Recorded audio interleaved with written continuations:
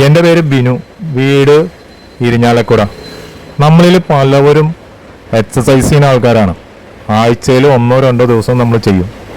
മറ്റുള്ള ദിവസങ്ങളിൽ ജീവിതത്തിൻ്റെ തിരക്ക് കാരണം അല്ലെങ്കിൽ ജോലി തിരക്ക് കാരണം നമ്മൾ എക്സസൈസ് നമ്മൾ മാറ്റി വയ്ക്കും.